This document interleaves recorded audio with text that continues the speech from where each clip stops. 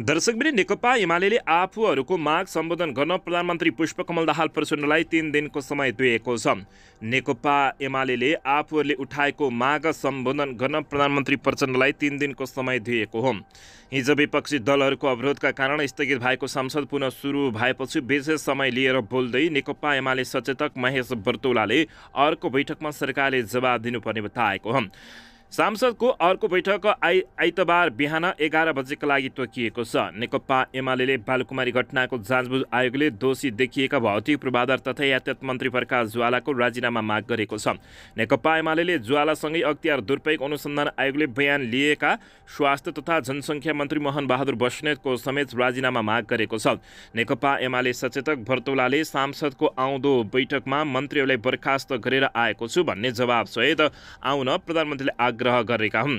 यसैबीच यसअघि आज हिजोको बैठकमा नेपाली काङ्ग्रेसका सांसद राजन केसीले विधेयक प्रस्तुत गर्ने बेला गणपूरक सङ्ख्या नपुगोस् भनेर विपक्षी दलका सांसद बाहिर गएको आरोप लगाएपछि नेकपा एमाले विरोध गरेको थियो, जसका कारण बैठक स्थगित भएर पुनः सुचारू भएको हो।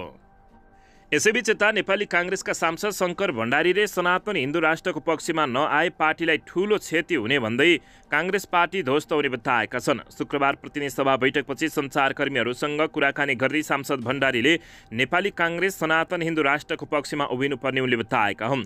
उनले देशलाई सनातन हिन्दू राष्ट्रको रूपमा आत्मसात नगर्नु दुर्भाग्य भएको भन्दै नेपाली काङ्ग्रेसले विगतको गल्तीलाई सच्याउने बताएका हुन्। उनले बहुमत समिति सदस्यहरूले सनातन हिन्दू राष्ट्रको पक्षमा समर्थन गरेको भए पनि पार्टी नेतृत्वले व्यवस्था गरेको बताएका छन्। सनातनीहरूको मूल मन्दिरको रूपमा रहेको देश यसलाई आत्मसात नगर्नु दुर्भाग्य हो। त्यसकारण काङ्ग्रेस जस्तो राष्ट्रियताको विचार बोकेको पार्टीले यो विषयमा हिजो गल्ती गर्यो। अब सच्याएर आत्मसात गर्दै लोकतन्त्रवादी पार्टी समाजवादी पार्टीले यो विषयलाई आत्मसात गरौँ उनले बताएका छन्। हिन्दू राष्ट्रको मुद्दालाई आत्मसात नगरे काङ्ग्रेसलाई क्षति हुने नेता शङ्कर भण्डारीको टिप्पणी रहेको छ। दर्शकबिन, यसैबीच न्याय माग्दै मिटर ब्याज पीडितहरूको सिंहदरबार मार्च पास भएको छ। रात कटाउन प्रदर्शनी हलको ताला तोडेका छन्। मिटर ब्याज पीडितहरूले थानकोट सिंहदरबार पैदल मार्च पास गरेका छन्। पूर्व मेचुदेखि पश्चिम महाकालीबाट पैदल यात्रा गर्दै केन्द्रीय राजधानी आइपुगेका उनीहरूले सरकारसँग न्याय माग गरेका छन्। मिटर ब्याजी साउबाट शारीरिक मानसिकका साथै अन्याय सहँदै आएका उनीहरूले कानुन संशोधनको माग समेत गरेका छन्। यसैबीच सरकारले मिटर ब्याज पीडितहरूको समस्या समाधानका लागि जाँचबुझ आयोग गठन गरे तापनि त्यसले झनै अन्यलमा पारेको उनीहरूको गुनासो रहेको छ। सिंहदरबारमै पैदल मार्च पास गर्ने योजना बुनेर आएका उनीहरू शुक्रबार भिरकुटी मण्डपमै रोकिएका थिए। प्रहरीले निषेधित क्षेत्र भन्दै त्यहाँबाट अगाडि बढ्न दिएन। केही बेर सडकमै बसेर नाराबाजी गरेका उनीहरू साँझ भिरकुटी मण्डप स्थित प्रदर्शनी हलको ताला फोडेका छन्। सुरक्षित रात कटाउनु पर्ने माग गरे पनि प्रशासनले नसुनेपछि ताला फोडेको उनीहरूले बताएका छन्। यसैबीच यता उपप्रधान तथा गृहमन्त्री नारायण काजी सुरेशले सुशासन, समृद्धि र सामाजिक न्याय सरकारको मूल मन्त्र भएको बताउँदै सरकार शान्ति, सुरक्षा, अमन चयन र अपराध नियन्त्रणमा सफल भएको टिप्पणी गरेका छन्। लुम्बिनी प्रदेश स्तरीय सुरक्षा गोष्ठीका विषयमा जानकारी दिन राजनीतिक दल, पत्रकार, नागरिक समाज, धार्मिक अगुवासँग हिजो भएको भेटमा उनले शान्ति, सुरक्षा, अमन चयन र अपराध नियन्त्रण गर्न सफलता हासिल भएको बताएका छन्। यस विषयलाई व्यवहारमा लागू गर्न प्रभावकारी कदम चालिनेछ उनले बताएका हुन्। गणतन्त्र स्थापनापछि केही सकारात्मक परिवर्तन भएको उल्लेख गर्दै उनले विकास र समृद्धिको क्रियालाई तीव्र बनाउन आवश्यक रहेको धारणा समेत व्यक्त गरेका छन्। जनताको सामाजिक आर्थिक जीवनमा परिवर्तन ल्याउनु आजको मुख्य कार्यभार भएको भन्दै गृहमन्त्री नारायण काजी सुरेशले सुशासनका लागि भ्रष्टाचारको प्रभावकारी नियन्त्रण नगरिकन समृद्धको फर्कमान नसक्ने समेत बताएका हुन्। उनले अहिलेको सरकार आएपछि सुशासनको अभियान सञ्चालन भएको उल्लेख गर्दै तकमा वितरण, राष्ट्रिय परिचय पत्रका विषय, भुटानी शरणार्थी समस्या, ललिता निवास जग्गा प्रकरण, बाँसबारी छाला उद्योग लगायत सरकारले उपलब्धि हासिल गरेर खरबौँको सम्पत्ति सरकारका नाममा ल्याएको दावी समेत गरेका छन्। उनले जे गरे पनि हुन्छ भन्ने स्थितिको अन्त्य गर्न खोजेका छौँ। श्रेष्ठले भने जतिसुकै शक्तिशाली राजनीतिक पहुँच भए पनि, जत्र ठुला नेता भए पनि वा जति ठुलो कर्मचारी भए तापनि अब नचल्ने उल्लेख गर्दै सुरेशले दोषीलाई कानुनको कठघरामा ल्याइने बताएका हुन्। सुशासन कायम गर्न नदिन राजनीतिक दलका नेताहरू ठुल्ठुला उद्योगी व्यवसायी दल र कर्मचारीको गठबन्धन भएको बताउँदै गृहमन्त्री सुरेशले जाल साजिस किर्थे ठगी जस्ता कामले छुट नपाउने र आफूले पनि विश्राम नलिने बताएका छन्। उनले अनियमितता तथा भ्रष्टाचार गर्ने जोसुकै जुन धारणा पार्टी वा समुदायको भए तापनि नछोड्ने जोड दिँदै अपराधी हो वा होइन भन्ने विषय हेरिने बताएका हुन्। यसैबीच यता त्रिवी उपकुलपति नियुक्तमा राजनीतिकै रङ प्रधानमन्त्री प्रचण्डले आफ्नै बाचा तोडेका छन्। विश्वविद्यालयमा मेरिटोक्रेसीका आधारमा उपकुलपति लगायतका पदाधिकारी नियुक्त गर्ने प्रतिबद्धता जनाएका प्रधानमन्त्री पुष्पकमल दाहाल प्रचण्डले आफ्नै बाचा तोडेका छन्। गत 2 पुसमा त्रिवीको 49औं दीक्षान्त समारोहलाई सम्बोधन गर्दै प्रधानमन्त्री दाहालले उपकुलपति छनौटमा मेरिटोक्रेसी लागू गर्ने जनाए तापनि उनले अन्त्यमा टिके प्रथालाई निरन्तरता दिएका हुन्। विश्वविद्यालयमा हुने राजनीतिक भागभण्डा अन्त्य गर्ने जनाएका प्रधानमन्त्री प्रचण्डले आफ्नो पार्टी निकट व्यक्तिलाई त्रिवी उपकुलपतिको जिम्मेवारी सुम्पिएका हुन्। कुलपति समेत रहेका प्रधानमन्त्री प्रचण्डले बिहिबार त्रिवीको 20औं उपकुलपतिमा प्राध्यापक डाक्टर केशर जङ बराललाई नियुक्ति गरेका छन्। मेरिटका आधारमा दोस्रो नम्बरमा परेका बराल प्रचण्डको पहिलो रोजाइमा पर्दा शिक्षा विज्ञान तथा प्राविधि मन्त्री अशोक कुमार राई संयोजक रहेको सिफारिस समितिले योग्यताको आधारमा पहिलो नम्बरमा सिफारिस गरेका प्राध्यापक डाक्टर चित्रबहादुर बुढाथोकी ओझेलमा परेको बताइएको छ। समितिले बुढाथोकीलाई 78 अङ्कसहित पहिलो नम्बरमा सिफारिस गरेको थियो भने बराललाई 76 अङ्कसहित दोस्रो र 75 अङ्कसहित डाक्टर टङ्कनाथ धमाललाई तेस्रो नम्बरमा सिफारिस गरेको थियो। बुढाथोकी र बराल माओवादी केन्द्र निकट तथा धमला नेकपा एमाले निकट मानिएको बुझिएको छ। प्रधानमन्त्री प्रचण्डले नेपाली काङ्ग्रेसका महामन्त्री समेत रहेका सांसद गगन थापाले भने जस्तै घुमौरो तरिकाले राजनीतिक भागभण्डा गरेका छन्। खुल्ला प्रतिस्पर्धा मार्फत उपकुलपति छनौट गर्ने नाममा प्रधानमन्त्री प्रचण्डले सबैलाई एकपटक झुक्क्याएको समेत बताएका हुन्। यसैबीच यता परराष्ट्र मन्त्री एनपी साउद र भारतीय विदेश मन्त्री एस जयशंकर बीच भेटवार्ता भएको छ। भारतीय विदेश मन्त्रालयले आयोजना गरेको रायसिना संवाद कार्यक्रममा भाग लिन दिल्ली पुगेका साउद र जयशंकर बीच शुक्रबार भेटवार्ता भएको हो।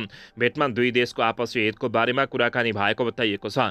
रायसिन संवाद कार्यक्रममा मन्त्री एस जयशंकरले मन्त्री साउदलाई स्वागत गर्नुका साथै सो कार्यक्रममा मन्त्री साउदले देखाएको सहभागिताको प्रशंसा समेत गरेका छन्।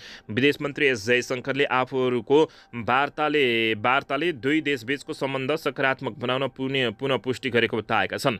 रायसिना संवाद कार्यक्रम आज सम्पन्न भएको हो। यसैबीच यता मिटर ब्याज पीडितहरूलाई न्याय दिलाउन सरकारको ध्यान आकर्षण गराइएको छ। राष्ट्रिय सभा सदस्यले मिटर ब्याज पीडितहरूलाई न्याय दिलाउन सरकारको ध्यान आकर्षण गराएको हो। राष्ट्रिय सभाको हिजोको बैठकको विशेष समयमा बोल्दै उनीहरूले मिटर ब्याज पीडित न्यायका लागि सङ्घीय राजधानी आउनु दुःखद भएको उल्लेख गर्दै भएको कानुन कार्यान्वयन गरी पीडितलाई न्याय दिलाउन सरकारसँग माग गरेका हुन्। यसैबीच सांसद तुलसा कुमारी दाहालले मिटर ब्याज पीडित न्यायका लागि काठमाडौँमा आएको बताउँदै त्यस सम्बन्धमा कानुन बने तापनि कार्यान्वयन नहुँदा पीडितहरूले न्याय नपाएको उल्लेख गरेका हुन्। यसैबीच सांसद नारायण प्रसाद मिश्राले सहकारी पीडितहरूले आफ्नो बचत फिर्ता पाउन नसकेको सन्दर्भमा सरकारले दिएर भए तापनि पीडितहरूलाई न्याय दिनुपर्ने भन्दै दोषीलाई कारबाही गर्नुपर्ने उनको माग रहेको छ। सांसद जगत बहादुर पार्कीले वर्तमान सरकारले सुशासनका काम गर्दै आएको र सिङ्गो राष्ट्रलाई समृद्धितिर लैजान खोजेको बताएका हुन्। सांसद राजेन्द्र लक्ष्मी गैरेले लुम्बिनीको विकास विमानस्थल तथा सञ्चालन हुन नसक्दा जनता पीडित भएको बताउँदै सञ्चालनको वातावरण बनाउन सरकारको ध्यान आकर्षण गराएका हुन्। सांसद तुलबहादुर विश्वकर्माले वर्तमान सरकारले मुलुकको भरका अतिक्रमित सार्वजनिक जग्गा फिर्ता गर्नका लागि पठाएको निर्देशनको प्रशंसा समेत गरेका छन्। यता भने मिटर ब्याज पीडितलाई न्याय दिलाउन सरकारको सबैले ध्यान आकर्षण गराइएको हुन्। यसैबीच यता अवैध बाटो प्रयोग गर्दै अमेरिका पुगेका 8 जना नेपालीहरूलाई स्वदेश फिर्ता पठाइएको छ। अवैध बाटो प्रयोग गर्दै अमेरिका पुगेका 8 जना नेपालीहरूलाई अमेरिकाले नेपाल फिर्ता पठाएको हो। अमेरिकाले उनीहरूलाई चार्टर उडानबाट काठमाडौँ फिर्ता पठाएको नेपाल प्रहरीको मानव बेचबिखन अनुसन्धान ब्युरोका प्रवक्ता एवं प्रहरी उपरीक्षक ज्ञानेन्द्र प्रसाद फुयाले जानकारी दिएका छन्। अवैध बाटो प्रयोग गर्दै अमेरिका पुगेका 8 नेपालीलाई अमेरिकाले डिपोर्ट गरी बिहिबार काठमाडौँ फिर्ता पठाएको छ। उनले भने हिजो उनीहरू आफन्त कहाँ बसेका थिए। आज उनीहरूलाई हामीले सम्पर्कमा बोलाएका छौँ। उनीहरूले के कसरी त्यहाँ गएका हुन् भन्ने विषयमा बुझ्नेछौँ भन्दै प्रहरीले यस्तो बताएको छ। दर्शक महानुभावहरू, अन्ततः अवैध बाटो प्रयोग गर्दै अमेरिका पुगेका 8 जना नेपालीहरूलाई स्वदेश फिर्ता पठाइएको हो। यसैबीच यता सांसद काम नलाग्ने ठाउँ हो भन्ने सन्देश गणतन्त्रका लागि घातक भएको नेता रमेश लेखकले बताएका छन्। नेपाली काङ्ग्रेसका प्रमुख सचेतक रमेश लेखकले सांसद काम नलाग्ने ठाउँ हो भन्ने सन्देश गई व्यवस्थाका लागि घातक हुने बताएका छन्। शुक्रबार प्रतिनिधि सभाको दोस्रो बैठकमा प्रमुख सचेतक लेखकले सांसद काम नलाग्ने ठाउँ हो भन्ने सन्देश सम्प्रेषण भए व्यवस्थाका लागि घातक हुने बताएका हुन्। यो संसद काम नलाग्ने ठाउँ हो भन्ने सन्देश बाहिर सम्प्रेषण भयो भने यो व्यवस्था का लागि त्योभन्दा ज्यादा घातक केही हुन सक्दैन। उनले भने त्यसकारण कहीँ हाम्रा गतिविधिहरू यही संविधान विरुद्ध, यही व्यवस्था विरुद्धमा वातावरण बन्नेतिर निर्देशित त भइराखेको छैन पनि त्यो सोच्न जरुरी रहेकोले बताएका छन्। उनले सांसदहरूको गतिविधि व्यवस्था विरुद्ध, वातावरण बन्नेतिर निर्देशित भएका छन् कि भन्ने विषयमा सोच्न जरुरी रहेको बताएका छन्। उनले धेरै विधेयक बनाउनु पर्ने अवस्था रहेको भन्दै सांसदभित्र अवरोध गर्न नहुने पनि बताएका हुन्। उनले सांसदभित्र स्वास्थ्य आलोचना गर्नुपर्ने बताउँदै धैर्य र संयमित भएर आफ्नो कुराहरू राख्न सांसदहरूले आग्रह समेत गरेको बुझिएको छ। यता एमसीसी ठेक्का रद्द गर्ने निर्णय सदर गर्दै सर्वोच्च अदालतले अनुदानको सदुपयोग भनेको छ। एमसीसी परियोजनाका लागि एमसीसी नेपालले लगाएको ठेक्का रद्द गर्ने निर्णयलाई सर्वोच्च अदालतले सदर गरिदिएको छ। आफूले पाएको ठेक्का यथावत कायम राख्नुपर्ने माग गर्दै टाटा प्रोजेक्ट लिमिटेडले दायर गरेको रिट निवेदन खारेज गर्दै सर्वोच्च अदालतले सर्वोच्च ठेक्का रद्दलाई मान्यता दिएको हो। न्यायाधीश हरिप्रसाद फुयाल र सारङ्गा सुवेदीको इजलासले अनुमानित लागत मूल्यभन्दा बढी लागेको ठेक्का रद्द गर्ने एमसीए नेपालको निर्णयलाई अनुदान सदुपयोग गर्न जोड दिएको अर्थमा बुझ्नुपर्ने ठहर गरेको छ। गत माघ 14 गते भएको अन्तिम आदेशको सार्वजनिक पूर्णपाठमा भनिएको छ, खरिदको उचित मूल्यलाई प्राथमिकता दिई प्राप्त अनुदानको सदुपयोग गर्न जोड दिएको भनी बुझ्न सकिन्छ। तसर्थ प्राप्त अनुदानको सदुपयोग भई उचित मूल्य एमसीए नेपाल अन्तर्गतका योजनाहरू सफल होस् भन्ने उद्देश्यले पेश भएका बोलपत्रहरू लागत अनुमान बमोजिम नरहेको कारण रद्द गरेको एमसीए नेपालको निर्णय कानुन सम्मत नै देखिएर आयो भनेर बताएको छ। एमसीए नेपालले 315 किलोमिटर लामो प्रसारण लाइन परियोजनालाई 3 भागमा बाँडेर निर्माणका लागि बोलपत्र आह्वान गरेको थियो। स्वीकृत भएको बोलपत्रको न्यूनतम रकम नै लागत अनुमानभन्दा 66% बढी भएपछि गत असोज 24 गते एमसीए नेपालले 3वटै ठेक्का रद्द गरेर नयाँ निकाल्ने निर्णय गरेको हो। यसैबीच यता केपी शर्मा ओलीको जन्मदिनमा प्रधानमन्त्री प्रचण्डले फोन गरेका छन्। दुवै नेता नजिकिएका छन्। प्रधानमन्त्री तथा नेकपा माओवादी केन्द्रका अध्यक्ष पुष्पकमल दाहाल प्रचण्डले नेकपा एमालेका अध्यक्ष एवं पूर्व प्रधानमन्त्री केपी शर्मा ओलीलाई जन्मदिनको शुभकामना दिएका छन्। प्रधानमन्त्री प्रचण्डले ओलीलाई शुक्रबार फोन गरेर जन्मदिनको शुभकामना दिएका हुन्। सम्माननीय प्रधानमन्त्री तथा नेकपा माओवादी केन्द्रका अध्यक्ष पुष्पकमल दाहाल प्रचण्डले नेकपा एमालेका अध्यक्ष तथा पूर्व प्रधानमन्त्री केपी शर्मा ओलीलाई फोन गरी जन्मदिनको अवसरमा सुस्वास्थ्य तथा दीर्घायुको हार्दिक मङ्गलमय शुभकामना व्यक्त गर्नुभएको छ। प्रचण्डको सचिवालयले भनेको छ, ओली 2080 फागुन 11 गतिबाट 73 वर्ष प्रवेश गरेका छन्। सत्ता गठबन्धनमा काङ्ग्रेसको सम्बन्धबारे चर्चा भइरहेका बेला प्रधानमन्त्री प्रचण्ड र केपी शर्मा ओली नजिकै गएको राजनीतिक भिडमा यति बेला चर्चा चलिरहेको छ। फेरि सरकार पनि बनाउन सक्ने, यति बेला केपी शर्मा ओली र प्रधानमन्त्री प्रचण्ड मिलेर सरकार पनि बनाउन सक्ने कतिपयले आकलन गरेका छन्। काङ्ग्रेससँग प्रधानमन्त्री प्रचण्ड यति बेला भड्किएका छन्। दर्शक पनि यसैबीच यता सङ्क्रमणकालीन न्यायको विषयमा केही दिनभित्रै टुङ्गो लाग्ने प्रधानमन्त्री प्रचण्डले बताएका छन्। प्रधानमन्त्री पुष्पकमल दाहाल प्रचण्डले शान्ति प्रक्रियासँग जोडिएको विषयलाई केही दिनभित्रै टुङ्गो लगाउने बताएका हुन्।